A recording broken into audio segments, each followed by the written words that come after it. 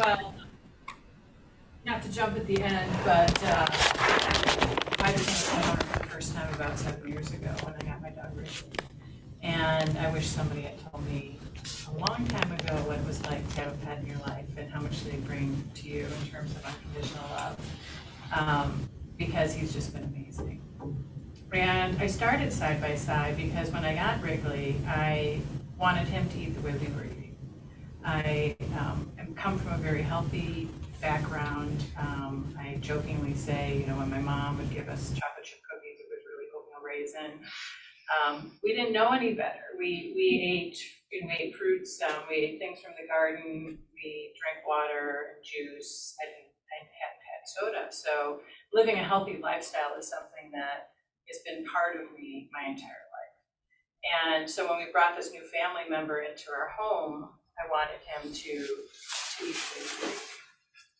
And when I learned about the pet food industry, I learned that wasn't exactly what was out there today. And I was kind of shocked. And then I became angry.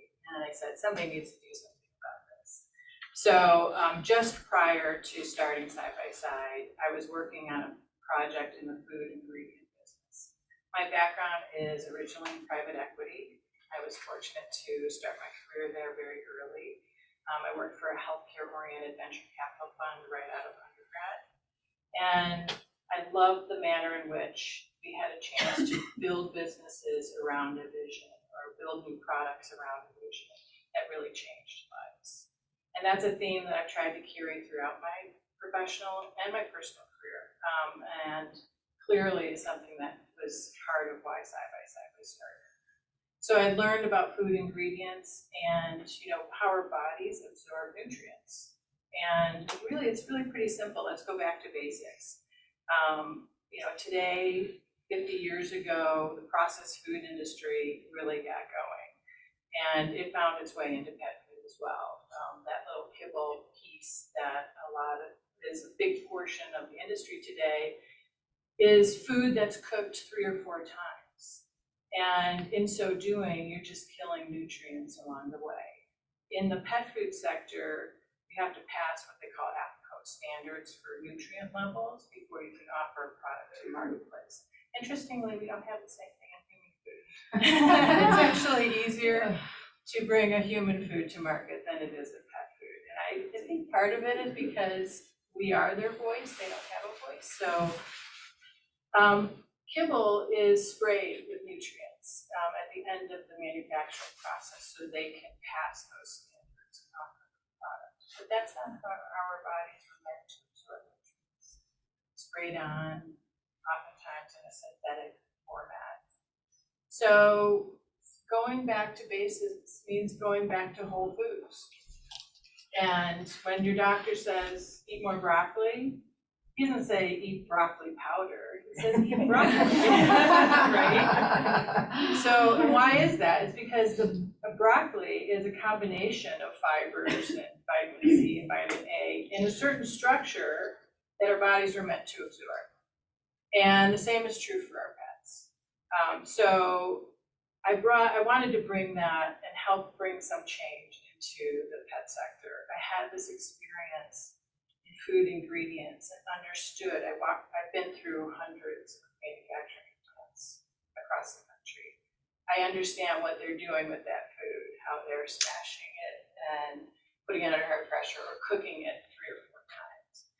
And what we came up with in the end was a product that's basically freeze-dried raw. And it's shelf stable and it's a passion. So there's some elements to which this venture for me is bringing forward all of these years of my experience, all the years of living a healthy lifestyle, the projects I worked on in human food to bring innovation and health and wellness to the human food side, the understanding of what it takes to kind of grow a business and build a team. I just felt like, if not now, and it was a big step because this company was a startup. And startups, oh my gosh, Yeah, what year did you start the business? So I started to get involved in it in 2017. What happened was, you got this vision. I want to do this. What is this going to look like? So in some respects, it started around what is the brand, like literally naming the brand. I remember going through that exercise. We had hired a marketing firm. They came up with about 20 or so different brand names. I'm reading through them. I looked at side by side. I thought to myself, that sounds kind of pedestrian. I don't know what that means. And I woke up the next morning side by side. We're going to partner with our manufacturer side by side. There's just so many elements, and so that was the pillar in which we kind of put the stake in the ground. We developed a logo. It's a paw with a heart with it. We've developed that further now for our Eastern food therapy, which I'll talk more about. And then we wanted a product offering that was broad enough to make a difference and stand on its own on shelf. So it took us at least over a year to formulate our products, to build the brand, to get the messaging right, and then we launched in 2018. Yeah.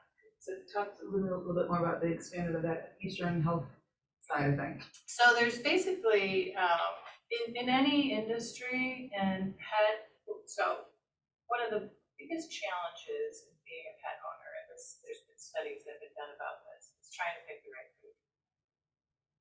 There's just too many options out there. When you go to the store, you're like overwhelmed with all of the packaging, and everybody says the same thing, or they have these nice pictures of beautiful chicken breasts, that they might have peeled in their process. So we wanted to stand out and be different. And one of the things, and I'm a yogi by passion. I love that whole lifestyle and wellness activity. I actually met Crystal, who's a key part of our team, through yoga teacher training during COVID. And Eastern food therapy is something that's been around for 5,000 years. And it's hard sometimes. What? Yeah. And when you think about Western medicine today, it came from Eastern practices. Western medicine is oftentimes a synthetic form of a food. That's where it started. Food was used for healing purposes. It's only through over the years that we've kind of modified that and decided, we can replicate it in a synthetic format and call it a supplement, right? And get your vitamins that way. I wanted to go back to basics. Let's go back to the origins. And before the days of 50% of the population being obese, right? I'm on the board of the American Heart Association. 80% of healthcare issues associated with the heart are preventable. And they're preventable through diet and activity. So we utilize Eastern food therapy in formulating all of our products. And what does that mean? Back 5,000 years ago, there was research done on the impact of ingredients on your body. All ingredients, whether it's protein or it's fruit or a vegetable. And these ingredients are all assigned energetic properties. So as an example, chicken is considered a warming protein. It has warming impact on your body and your internal organs. Duck or rabbit is a cooling protein. Another cooling ingredient would be like celery. When you think about being too warm, your body running too warm, you want to cool it down. Oftentimes that means introducing more moisture. So it's not surprising that celery would be a cooling ingredient. Rabbit is also very high in water content. It's hyperallergenic. So, but all this stuff is documented. It's not as though we created it. We just are taking what's proven practices and we're putting it into a format that makes it easy for consumers to incorporate into the website. So we have some of our packages up there. We color code our packaging. If it's a warming treat or diet, it's in pink. If it's cooling, it's in blue. If it's neutral, it's in green. And so we're the only brand that does that. We take it one step further and address that question of what am I really supposed to be feeding my pet? There's a lot of brands out there that'll ask, does your dog like chicken? And if you say yes, then they say, here's a chicken bag for you. So we'll ask you questions that determine whether or not you should be feeding your dog chicken right now, based on what's going on in your system. So if your dog has frequent allergies, or showing signs of inflammation, it might even be hot to the touch, we would recommend you not feed chicken, that you feed a cooling diet that will help alleviate their system. And it's amazing the results that you see. We get testimonials every day from people unsolicited. I've got my puppy back. They're running with me. They haven't run with me for 5 years. Their entry levels are up. Part of that is removing some of the toxins that are inherent in kind of kibble products and getting them on a whole food diet. Part of them is feeding them the diet that they need for their wellness state at that point. So you started all this in 2017.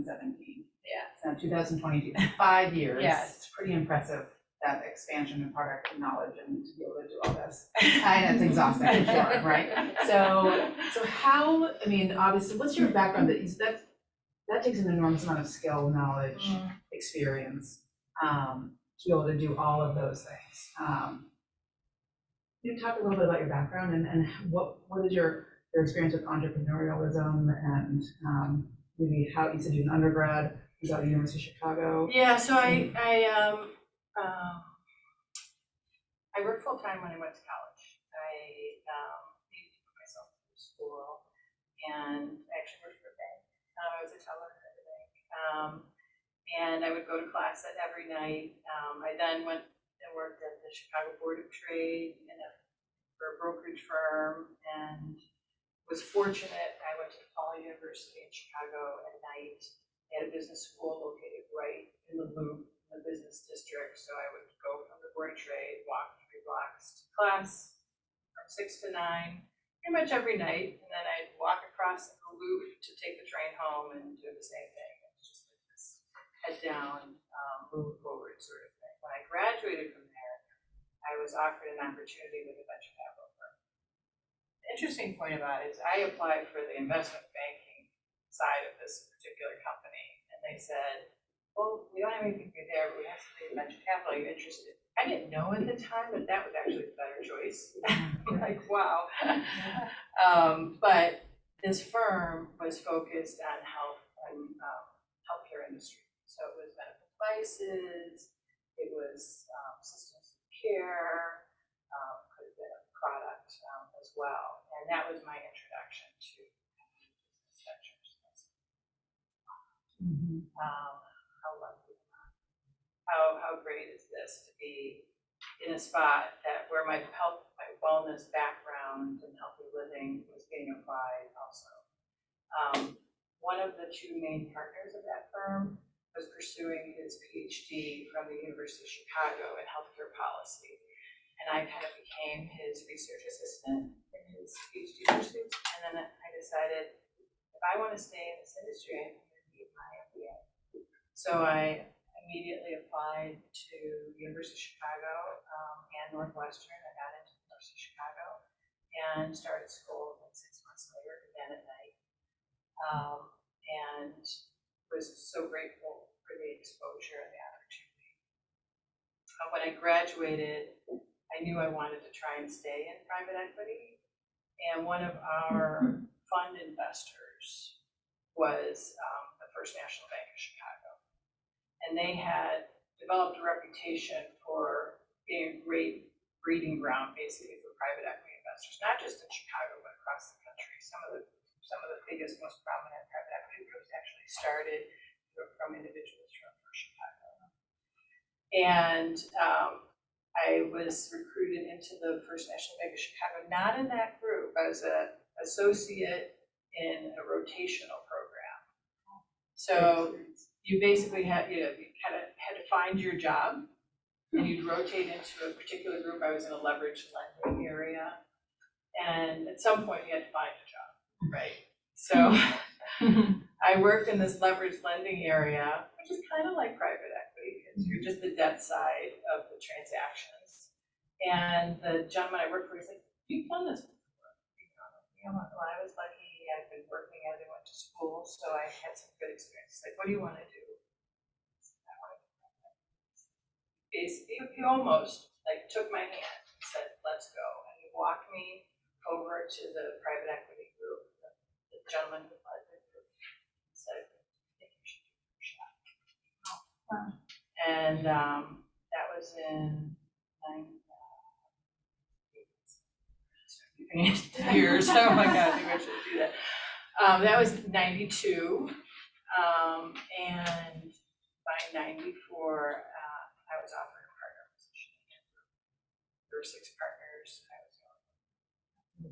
I was so grateful. Yeah. Actually, the bigger piece of that story is I was offered a partner position. It was September, October of 94, and I had my first child, Joe, in June. So I went, had my son, came back. He actually asked me if I was coming back. I'm coming back. And then they offered me a partner position just 5 months after I got back. Wonderful. Yeah. That's right, supportive and not always the case, especially at that time. Yeah. From a woman's perspective. Yeah. So talk to me a little bit about being a woman in that role. I mean, that, like you said, you're one of 6. That had to be an interest, you know, and then your transition to being a woman entrepreneur and woman leader. Do you have people back in your early days? I mean, you obviously had a wonderful male mentor and friend. How did that transition over time? You know, it's interesting. So the leader of that group was truly an exceptional individual. I mean, his name was Larry Fox. Nice Larry Fox.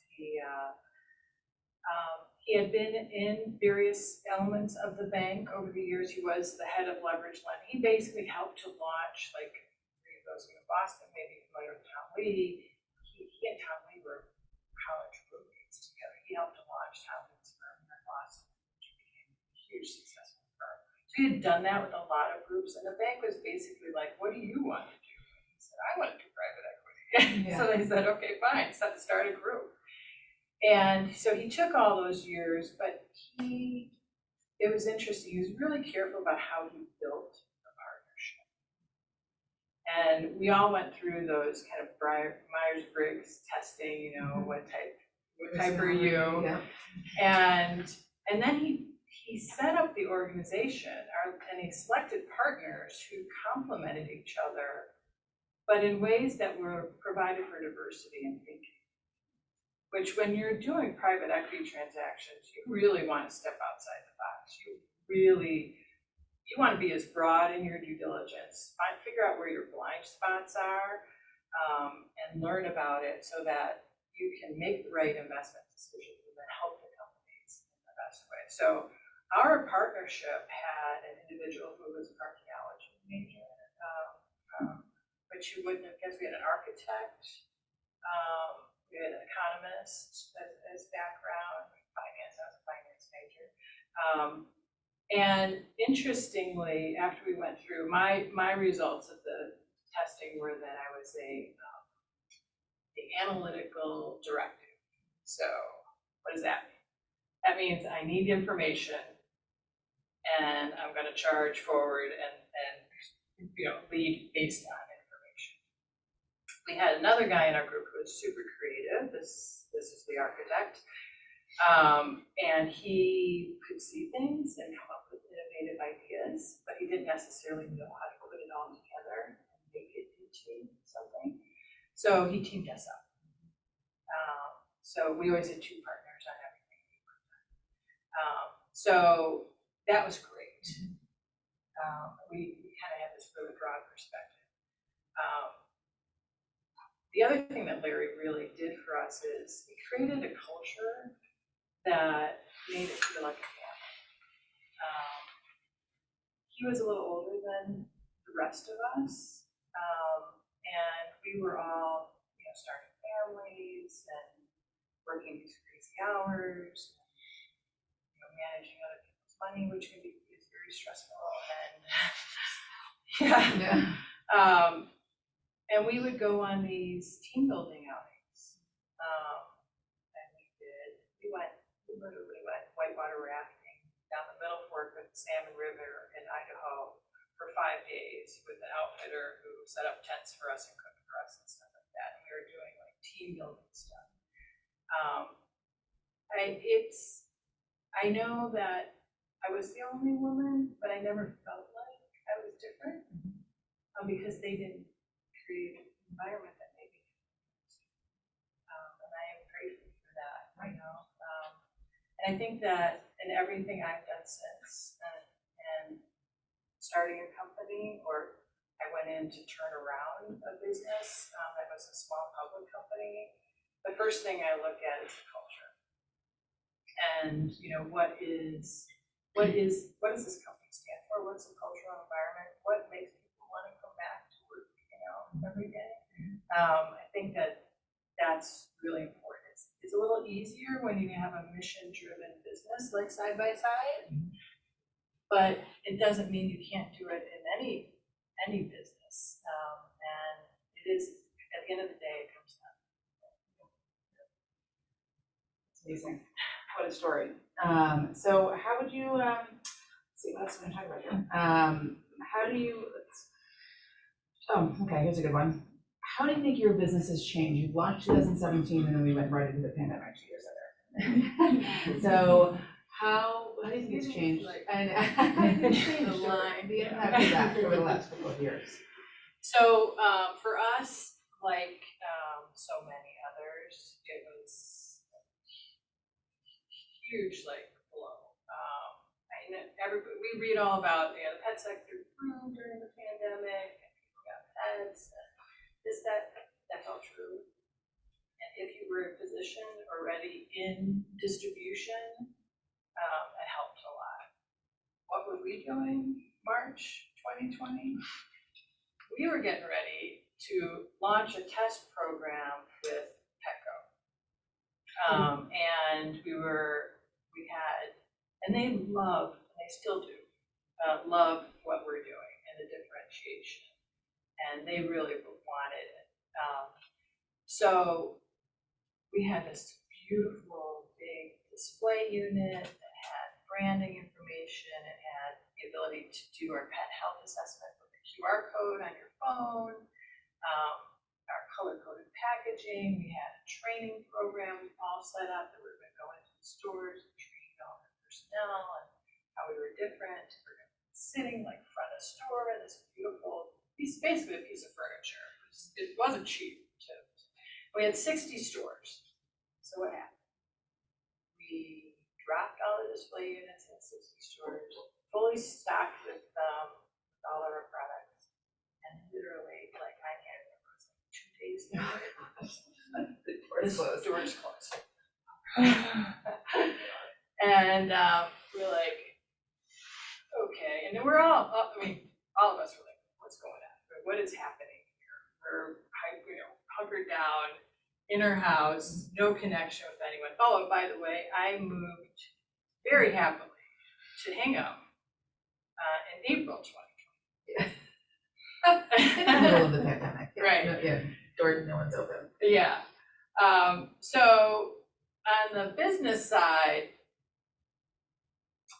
unfortunately, we were not on Petco.com, and they were only allowing curbside pickup for products that were on the website. So, rally, let's go, guys. We had to get on the website. So we did that. We couldn't be in the store offering demos. We couldn't train people. It sat. And despite the efforts and the collaboration that we got from them, it was the intended to be like a 6-month test. Let's face it, we were inside for a couple years, right? But for us, it actually, taught us a lot. And one of the things that became crystal clear to us was that, Petco really wasn't necessarily the right distribution outlet for a premium brand like ours that requires a little more in terms of consultative sale or high touch. That's a better place for something that has really high, broad brand recognition and things that kind of approach of premium products in our category are 70 to 80% of all products that are premium like ours are sold in independent pet boutique stores. And so shift. Yeah, we need to be there. And how do we get there? Because there's 8,000 stores. You get there through distribution partners. Fortunately, one of the private equity groups I came to know and had done some transactions within New York used to own Phillips Pet Supply, which is the largest distributor of pet. And one of the partners there called the CEO and owner, Blaine Phillips, and said, "Look, I have a friend, she has a brand, can you help her?" And he said, "Sure." So we started working with Phillips Pet Supply, and right now we're in 300 stores with them, and we're looking to grow. Crystal should almost comment because she manages Phillips, and she's trying not to shake her head like this is not a fun experience. It's a little complicated. Let's leave it at that. They're a big company, distributing everything and getting their territory managers, who are essentially their sales team, to focus on anything. They do love the differentiation we offer. There are territory managers within their selling group who are real champions for our brand, and we're lucky, but not all of them. So what we're doing now is we're adding smaller regional distributors. Like we just talked to somebody in Arizona who has 400 stores, and they're very high touch, and they're a perfect partner for us. There's a group in Midwest who services Illinois and Wisconsin, very high touch. I know the owner there, we're looking to work with that. So all of these partnerships, you asked a little bit like, how do you do this? Well, it starts with the vision and the mission, what you want to accomplish, but you really need to build the partnerships, both with your employee base, that you need. But also for us, we don't at the moment manufacture our own. We work with contract manufacturers. All of those hundreds of ingredient companies I had the chance to go through over the years, visit their plants, that came in really handy because I knew what they were doing. I could walk into their facility, I could get an audience with them. And more importantly, I could tell them, you're not gonna destroy our ingredients. You're going to cut them to no smaller than this. You're going to blend them frozen to protect all those natural nutrients. And then you're going to take out the water and freeze dry it. So our freeze dried food is essentially freeze dried raw, which is the best thing. But that kind of experience really helped to be able to talk the talk. And build the partnerships. The distribution piece of it is critical. For any consumer product company, you think there's all this direct to consumer is a great way to go. It's the highest margin sector. It's hard. It's not easy. And there's a lot of success stories where people had this hockey stick and they just took off. That's fantastic. That's not the norm. And so you gotta figure out how you build brand awareness, get people to try your product. Crystal, I think you say that, how many touch points does it take? Like 7. Yeah, think about that, 7 touch points before they're gonna try your product. That's a lot. It's a ton. So, and we, you know, we are based in Hingham. We love being here, and we love local, and, you know, partnering with these independent pet boutique stores, you know, we talk the same language. They typically, many of these pet boutique store owners are as passionate about nutrition as I must be. They're exactly the same. They're in many cases, self-educated, and they really care a lot about their customers and what's on their store shelves. So that's perfect for us. Sure. Ways of making inroads into that. Yes. To find all those people and do it in an efficient way without literally getting in your car and knocking on every door. Sometimes you do that. Yeah, I bet you have to. I think I've been to, like, probably 150 at least. At least. Yeah. I think more than that, actually. Yeah. So how big a sales force do you have now? Well, Or okay. employee base, I guess I should Well, say. employees, so like many small companies, you bring on those full-time that you can keep busy full-time or more than full-time. And then you outsource to complement the team in areas where you're really not quite ready to support a full-time salary. So our employee base is like 7 full-time employees. Our accounting team, of which includes 6 people, is outsourced. We outsource our social media.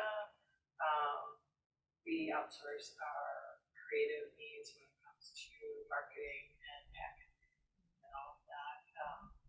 So there's always this, like, this really, I would love just to have, and I have, like, one of the biggest challenges for me has been, this is a startup.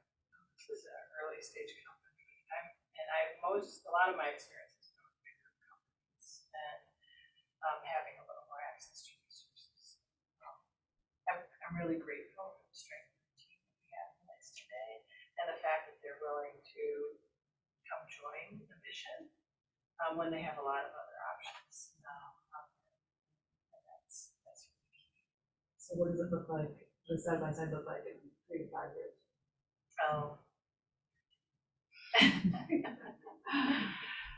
Well, I think that I feel really great about the team that we have in place today. We, in addition to Crystal, who joined us in a sales and marketing role, one of the things I loved about Crystal is she could see something. We were launching with this new big distributor, totally new for us. How are we going to do that? How are we going to manage this organization and keep track of? They have 12 distribution centers across the country. We're in 7 right now, and they have many territory managers. She got it. I'm going to create a program, and we're going to execute on that. And now we're in 300 stores, and we're servicing those stores with high touch experience. We have all these like ongoing training and sampling program, and we check in with them to see how they're doing. We'll go to their sites and do demos or events with them. I mean, we had nothing. She created that, so it's been amazing. We're going to take that 300 and hopefully, in the next few years, get that to 2,000 or 3,000. That's huge. That is huge, it's incredible work. Yeah. So, and in support of that, we hired actually from Philips. I didn't hire him away from Philips. He actually came to me, and I told Blaine this. I actually called. I called the CEO and I said, "How would you feel if William came to work for us?" He's like, "What?" Yeah. I'm like, "Well, he came to me and said, look, if you're ever thinking of hiring your own in-house sales force, I would really like to do it because I love what you're doing. I love what your brand stands for. And when you look at our 300 stores, you can say, okay, there's William's fingerprint is on so many of them because he demonstrated the passion in meeting with these pet store owners. So he joined us full-time in around the same time. We were fortunate to bring on board a chief operating officer, somebody who has over 25 years of experience in both food, human food and pet food manufacturing. He's built plants around the country. He's worked with some of the largest companies and some of the smaller ones. I've known him for at least 4 years, and we kept in touch. That's one thing you do if you find talent, you stay in touch. And I thought we were ready for him. And fortunately, the timing was right for him as well. So he joined us around people. And then just September, we brought on board chief marketing officer, who is somebody who has had 25 years in pet. So he's helped build other brands. And he has a media company in the pet sector. They own, I think, 3 or 4 magazines in pet, and Animal Wellness, and some other magazines. So he's joined us as chief marketing officer, and we're getting the benefit of his magazine ownership and exposure. So I think that the plans we're putting in place for 2023 and 2024, which will be focused on expanding in this pet boutique sector, will help. We just hired a full-time salesperson on the West Coast. I love this in California. They speak our language. We walk in, the pitch to them is like half or less than what it is in other parts of the country. And so it made sense to hire somebody, feet on the ground there, who's handling all of California, Oregon, and Washington. She just started with us a month ago, so she's already working on something interesting. So I'm excited.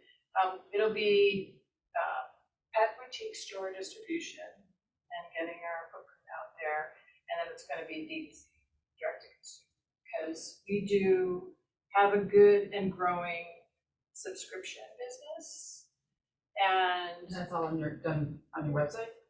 yes. Okay. But we have a care team of people trained in nutrition that you can call, and they're there, or you can email and they'll respond quickly. And what we're finding is people want some help. They want to understand what's best for their pet. They want to ask a few extra little questions here and there, and we will check in with them.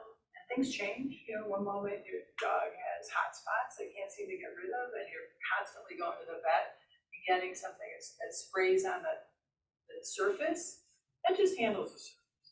It's not like necessarily healing what's going on inside their system.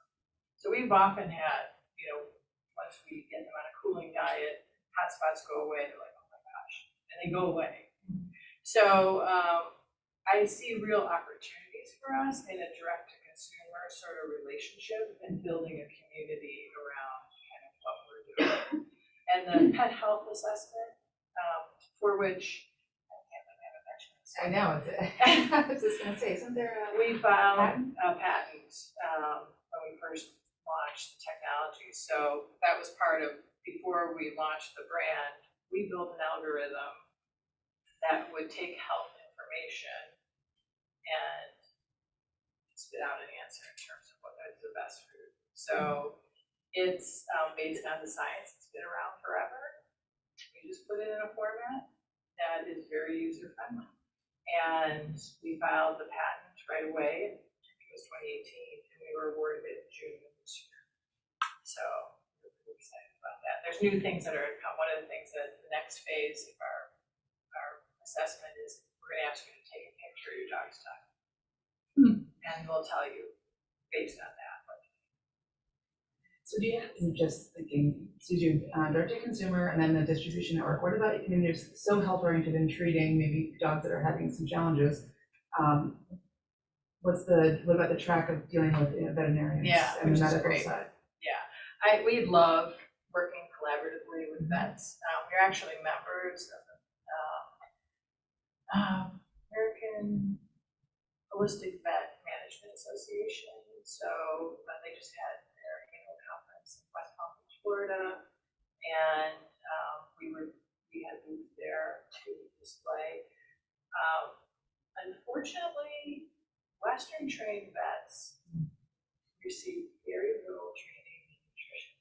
I mean, people jokingly say it's 20 minutes. And all of that veterinary It's a 5-year program. Yes. Yeah.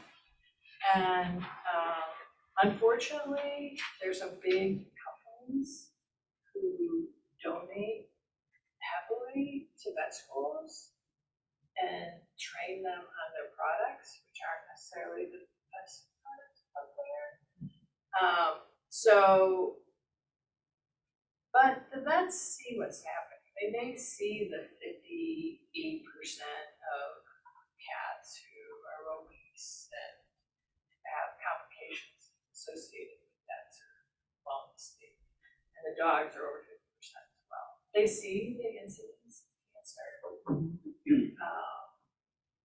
dogs will get cancer. Since the industrialization of pet food, the average lifespan of dogs has been nearly cut in half. Industrialization of pet food. So the vets see this. Part of the reason vets are crazy busy, which they are right now, in addition to the growing population, if you think about it, how often are you going to the vet? Well, I know you should. I have friends who are there every month. Yeah. My dog goes to the vet once a week. And they would love that. So many vets are self-educating. There's actually a great university, it's called G University in Florida. It's very well known. It offers training in alternative therapies. You can actually go on their website, which we do all the time, and see where these trained vets are located in any state. There's only, last I checked, there was only 1 vet in all of Massachusetts who was trained in all 4 modules of holistic medicine, including nutrition. And that's growing and changing because Western trained vets are recognizing they need to address nutrition in a much more educated way. I was just on the phone earlier this week with a vet in Michigan who is now expanding her training from acupuncture. That tends to be where they first enter. Eastern therapies is through acupuncture or massage. Interestingly, I think you think of nutrition, but increasingly the awareness. So they actually love, when we were at this trade association meeting, we had a great turnout from these holistic vets. They were like, this is great, I'd like to have it in my vet hospital, I'd like to work with you, because you're taking this Eastern medicine approach, which we know is a healing process, and we want to help use it in our practice. So we have an exciting opportunity. We're actually just talking with, believe it or not, our Phillips reps. One of the sales leader had made the suggestion, let's collaborate with the vets. So natural referral source, Yeah. That's wonderful. All right, so to bring this back a little locally, so you said you mentioned you guys went to Hingham. Yeah. So your business is headquartered in Hingham. Yeah. So why Hingham? How did you wind up on the South Shore? Well, so when I moved to Massachusetts in 2000, when I lived in Chicago, I had almost an hour and a half to reach my work, which was That's really awesome. yeah, right. And there was a train, but it was tough. So when I moved to Massachusetts, I originally moved for a job that was on the Newton-Wellesley border, and I'm like, where can I live that's like around there so that it'll be easy?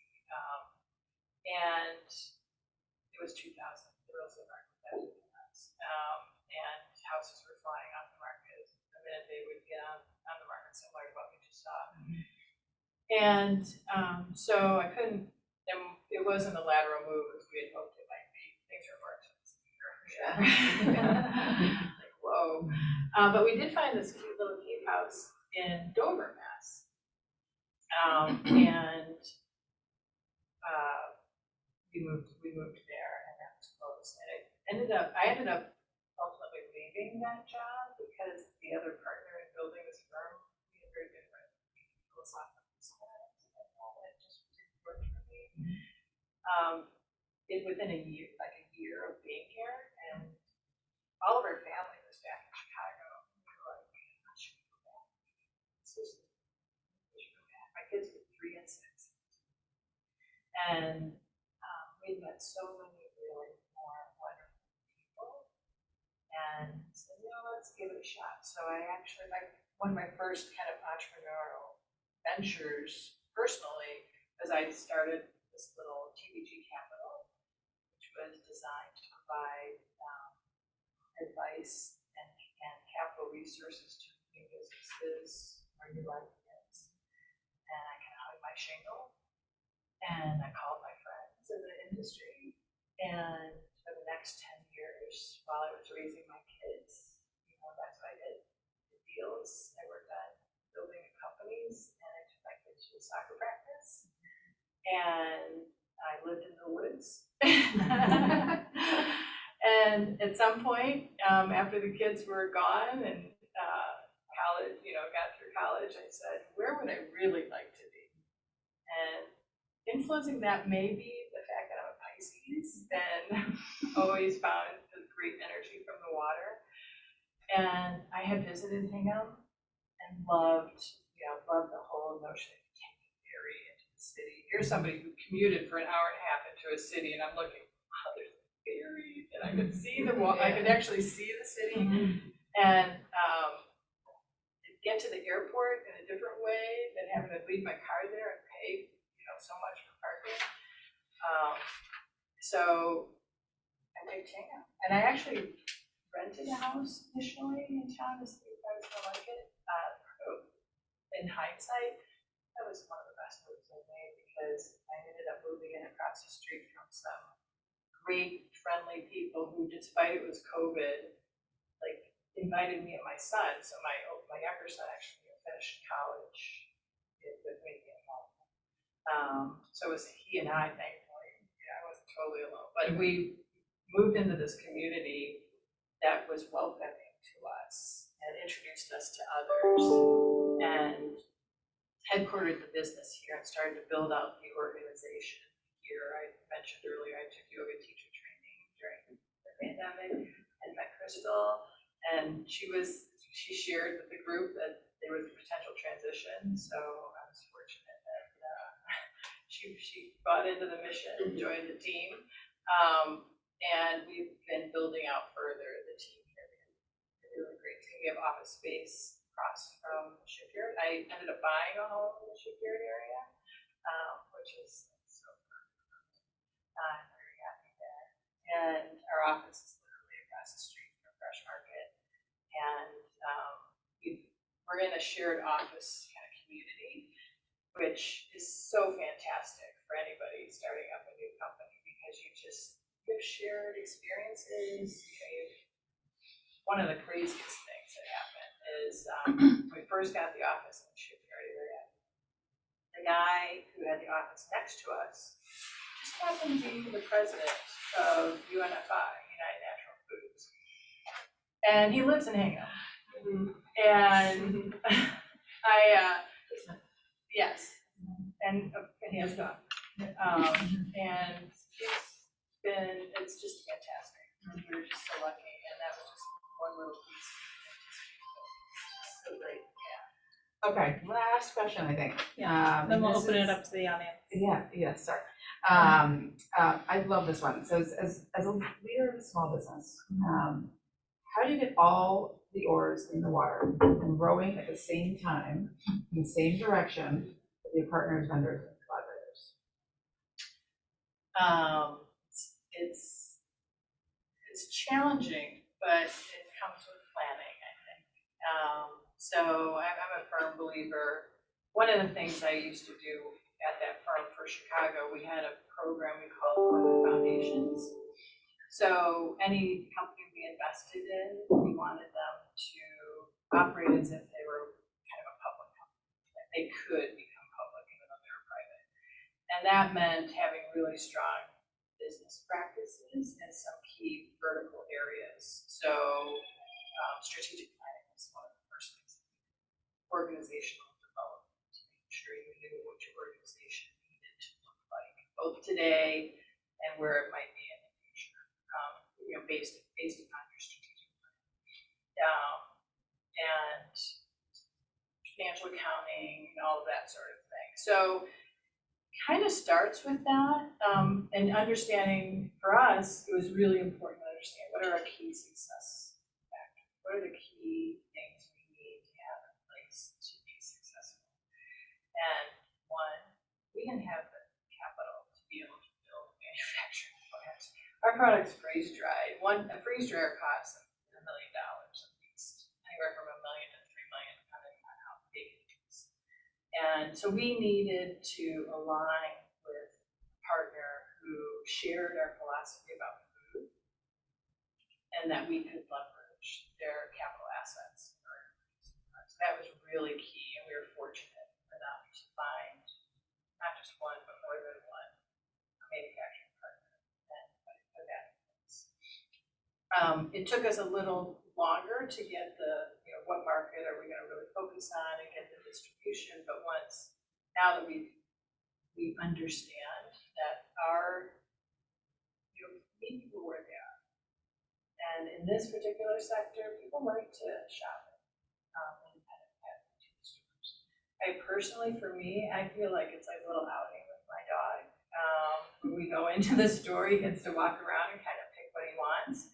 And for that reason, I think that sector has actually done really well. It didn't look like it was going to before the pandemic, but the pandemic really supported small business owners and with population growth in pet, and it just, those store owners are doing really well. They're very busy. And so how would we get to them? There's thousands. So you need a partner in order to do that. We tried on our own initially. It makes such a difference to get on somebody else's truck. They're going there, get your product on their truck. In the future, UNFI will become an important partner of ours because we'll be moving into more grocery channels, which is where they service, where their trucks are going. So that becomes important.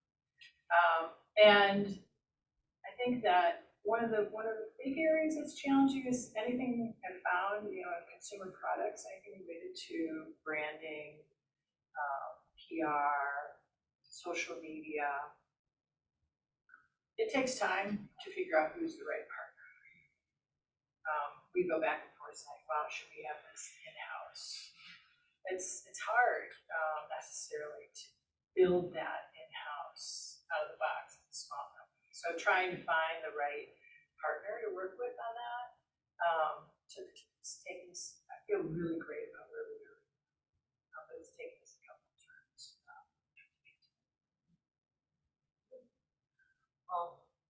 Yeah, we can open it up. Anyone else have any questions? Compared to like stuff that you would buy, how different in price are the products compared to, you buy like a 50-pound bag? Well, you don't want to buy a 50-pound bag.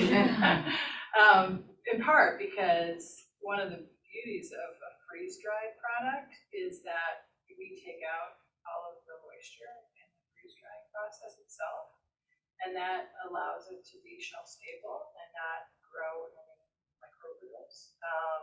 But it doesn't weigh as much.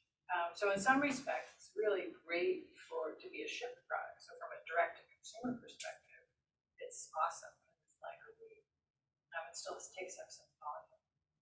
So our diets, it depends on how big your dog is, of course, how much they weigh, how active they are. We actually have charts where we'll calculate it for you, what it costs. But a serving, if you feed twice a day, can be like $3 to $5 or $6, depending on what diet you're in.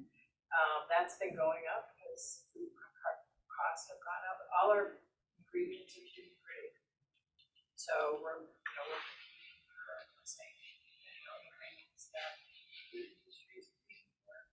Does your dog change from warm to cold? They can, yeah. It's important to check in with them. There have been studies done there was one done by Purdue University over a 30-year time frame. There was one done by this Helsinki Institute, both of which came out with the just change 20 to 25% of your dog's diet from kibble to a whole food, like our freeze-dried whole food, that you can have a significant impact on their lifespan and their wellness state. So a lot of consumers, and the product that's out here is called Mini Meals and Mixers.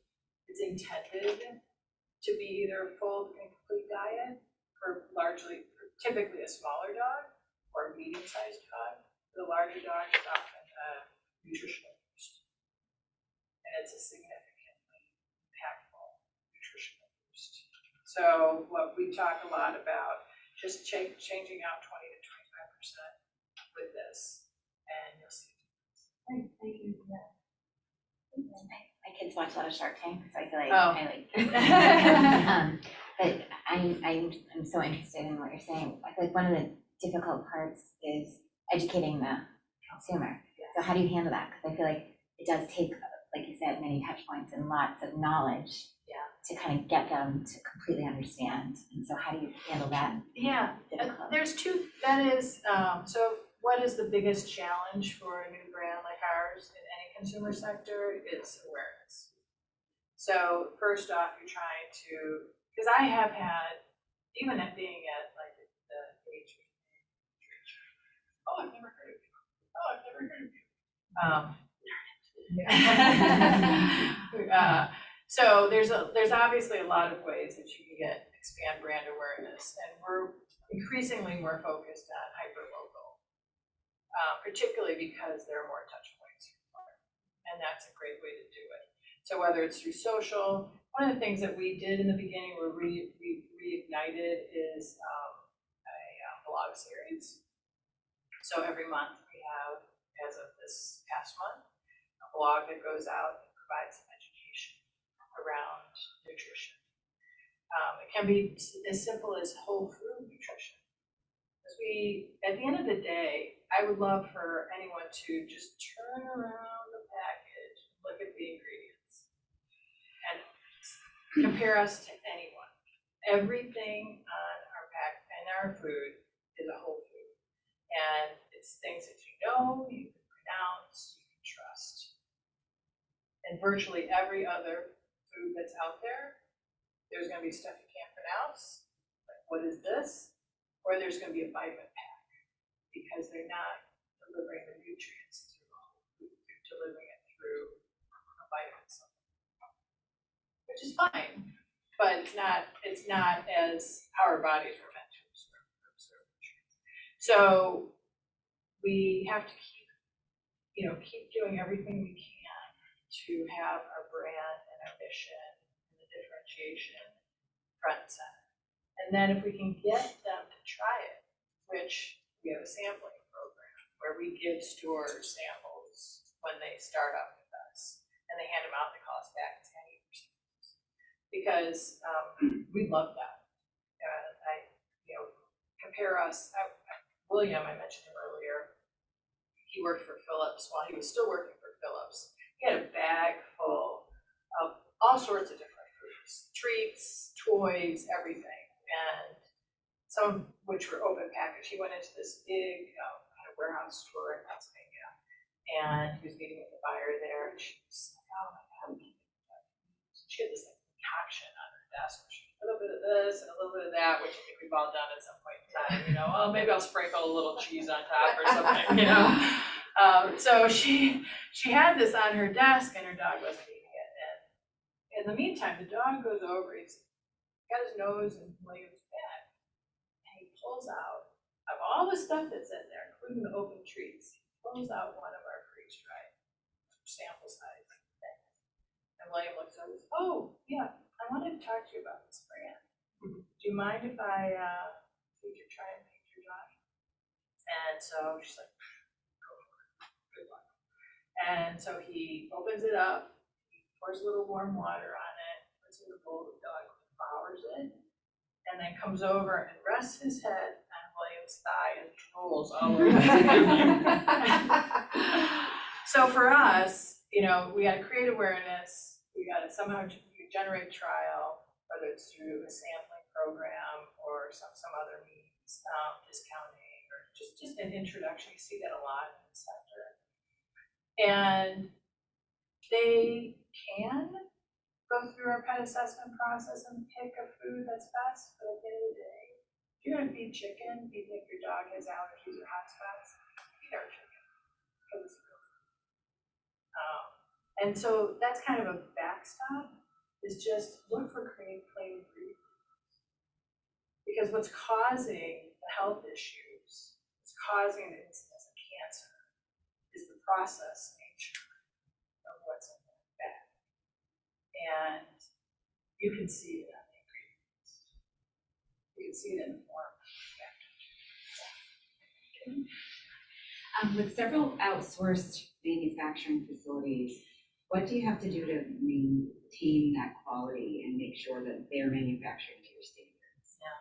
So one of the things that we're actually working on right now, we're really proud of, is there's a woman who has started an association called Truth About Pet Food. And it's an independent organization, not tied to any government or brand or anything.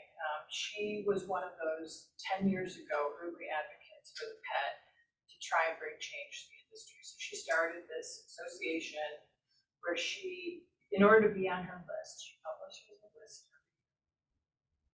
And it's a list of products that she would recommend. She would feed her own pet. So she will do an audit process on primarily, are your ingredients human grade and are they ethically raised? Because believe it or not, I've never trained for this, but if they're humanely raised, they actually have less stress hormones, which affects their, the protein, the output. And are you handling these ingredients in a way that protects the natural nutrients? So no high pressure pasteurization. Hopefully raw format. And so for us, as we talk to our manufacturing partners, that's exactly the same sort of stuff. We need to make sure and show us proof. And there's the thing called certificates of authenticity that any ingredient supplier has to provide to, well, it's good manufacturing practices. They would require them with every shipment of ingredients they send in a certificate of authenticity that says this was humanely raised, or we operate out of a USDA inspected facility. We test it. So we require that of our partners, and they in turn require that of their sourcing relationships. And we have a lot of ingredients that each ingredient is there for a reason. We're deriving some specific nutrient quality from each of the ingredients that are on there. So that means there's, from a sourcing perspective, you're going out to a lot of avenues. Our ingredients are largely, they're sourced in the US, with the exception of a few items like coconut oil, we get from the Philippines, turmeric, we get from India, and on occasion, we have to buy rabbit from France because we don't seem to have that rabbit farms in the US. It's my backyard. Yeah, okay. Well, my dog eats them. There you go, it's Horrible. Horrible to watch. Yeah, I can imagine. She eats socks too, so. So what advice would you have for anyone here who may be an entrepreneur or starting their own business, or even a couple of years in? Any really sort of more general lessons learned, or something that you feel is really important in terms of running a business? Yeah, thank you. Jackie, Nice good to to see meet you. you. Do you have any key takeaways or something that you can say this is what's really important to both this business or your startup capital? I think that do your homework, believe in what you're doing. It takes an incredible amount of resilience. There's a lot of companies that don't make it. Typically, they don't make it because just lose the heart and passion, it's tiring. It's not easy. Or they don't make it because you didn't have the capital support to kind of be able to go the distance. So don't be afraid to bring others in. I think that, sometimes you want to just kind of hold on to it and control it, but really there's so much benefit in letting go. Bringing people around you, whether it's your manufacturing partner who's seen what they've seen, can help you think things through a little differently, or whether it's an investor partner who's been down the path before, who can introduce you to a social media firm that is actually had great success, or a direct-to-consumer experienced resource who can help you with those 7 touch points and trying to figure out how to get there. So I think that, and there are increasingly organizations or institutions. My undergrad, Paul, started the Women in Entrepreneurship Institute, which I helped to kick that off.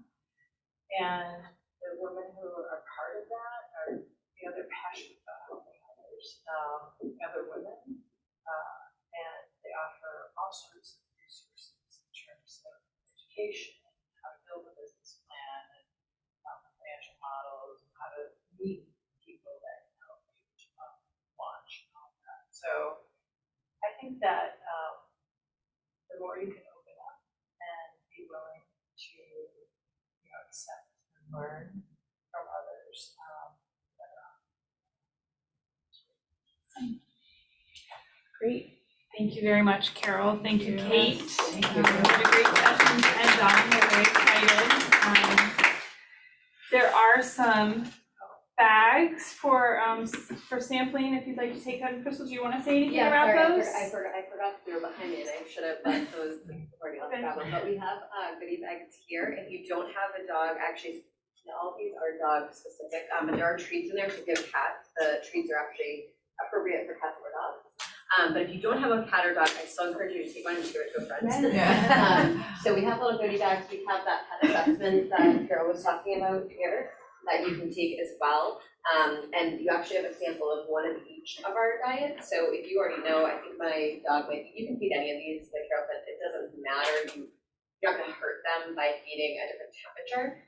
It might be nice to just give them that variety. So if your dog's neutral, for example, you could actually feed them a little bit of chicken, a little bit of the warming or cooling for variety. It's not a hurt them. And we recommend, rotating.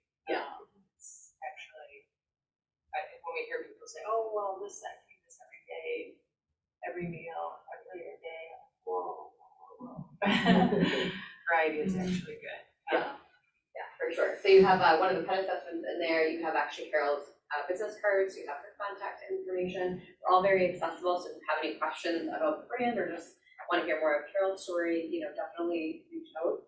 And I think that's it. There's a coupon in there too for in-store. We're not in a lot of stores yet to sell stores. So if you have a store that you like, please let Carol know. You have her contact. I'm serious. Please give us store name. I thought of one when she was Yes, talking. please, or share it with me time. before you leave. That's the point we're at, is we need those recommendations. I'm the salesperson for New England at the moment, so I'd be the one who's personally, if you have a name, we definitely welcome those referrals. And feel free to tell the It's Healthy Pet. Yes, it's so funny. I just got that referral last week. Actually, someone's sister works there or something. So they're on awesome. So yes, any other names? telling them, oh, I was introduced to this brand side by side. Do you have it? No. Oh, I wish you would. Right. Yeah. Oh, I'll definitely mention it. Thank you. I go there all the time. Yeah, that's fantastic. The South Shore has been a little tough to get to saturate into the independent pet. Actually, on the Cape, I think we have 10 stores. I'm from Yarmouth myself, so I'm really excited to be growing the market where I'm from. It's been a little bit easier. It's a little more niche around here, so it's definitely the referrals. Yeah. I know Deb and Rob, who did a little trial with them early on, and we changed out a lot of our products to make it easier for consumers to feed, particularly as a mixer or topper. So I need to, but there again, Yeah, if they you, have to, yeah, not as much as Healthy Pet. Healthy Pet has a way bigger yeah. variety when it comes to like the dry food and stuff like that, but I know Polka Dog has more of like. Feel free to tell them, you need side by side.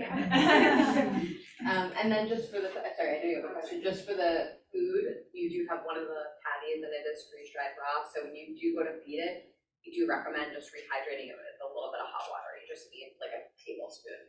And it rehydrates, let it sit for a minute, and then you just can mix it up. You can mix it with other food you're already feeding, or do it as a standalone. And you could feed it dry, but we do recommend the rehydration. Part of what's caused some of the health issues over the years with the processed kibble is the fact that it is such a dry, dense product, and these pets have not had the level of moisture that they really need in their system. I have a question. Is turkey a warming or cooling? Is that warming or cooling? I'm just curious, because I used to give my dog chicken, Yes. and I think it was causing him to have diarrhea, like it was too warming for him, and I switched him, and his stool immediately like changed. And was that the real chicken you were making? Yeah. Okay, good. Yeah, it was Yeah. chicken breast, but and then I switched to ground turkey. I noticed a difference. I don't know if that has. Turkey's actually neutral. Oh, okay. Yeah. That makes sense. Yeah. So, there are some, and it's good that you did that. You probably saw it. You can go back and try chicken. I still give him a little bit of kibble. I go with like, something farm, I can't remember it right now, but open farm. Oh. Open farm. Open farms. But I give him a little bit of dry and then I give him ground turkey. Oh, great. Sometimes give him coconut oil, stuff like that. I know, there's Yeah. I'm so good for This is like so exciting. Yeah. You don't even know, like this is like up my alley. Yes. No, like I'm going for my, like, to get a certification in nutrition. Like, this is like my passion. Well, give me your card. Yeah. It's unsafe. My question was just kind of related, like, Jordan works with me, she started as a nanny for my children, and then like, she's very early on in like her career and her passion, and I wanted to bring her here today. I was introduced to your brand through the South Shore, leadership cohort, one of the, women that was part of my cohort, I think was working for you at the time. Mary, yeah. And, when she was talking about your brand, I was thinking, Jordan had shared a lot of interests about like that, a lot of the stuff that your brand encompassed, and we've been talking about, what she wants to do with her career when she begins that, and she's been looking at nutrition programs and like how to get that. I'm like, because of the money behind Western ways of I feel like it's harder to find like reliable programs, because where do you go to find, like, if you want to move forward with a career, like, where do you go to find like the nutrition support, like how, like, so I think like I wanted to bring her here to try to like figure out a path for that. So anyway, I was kind of curious about like, how do you like take on the locomotive that is like process, like how do you find the right avenue to put yourself into a position where you can like work in that industry? I feel like it's hard to find that sort of avenue. It is, particularly as it relates to Eastern practices. And if you're a vet, it's easier because we have a place like the G University, which only at this point is taking vets in terms of the nutrition training that they're doing. But we offer training to pet owners as well as boutique store owners. It's the beginning of a path, and we're happy to help support that further.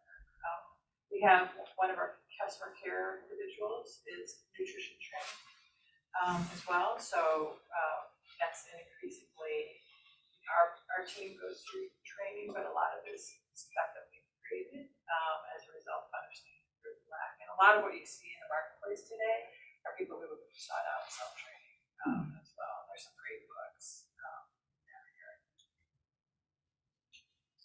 Yeah, make sure to grab a bag. Awesome, thank you, thank you all. Thank you. That was so fun. Yeah. Sorry, it's very impressive. So, I really wish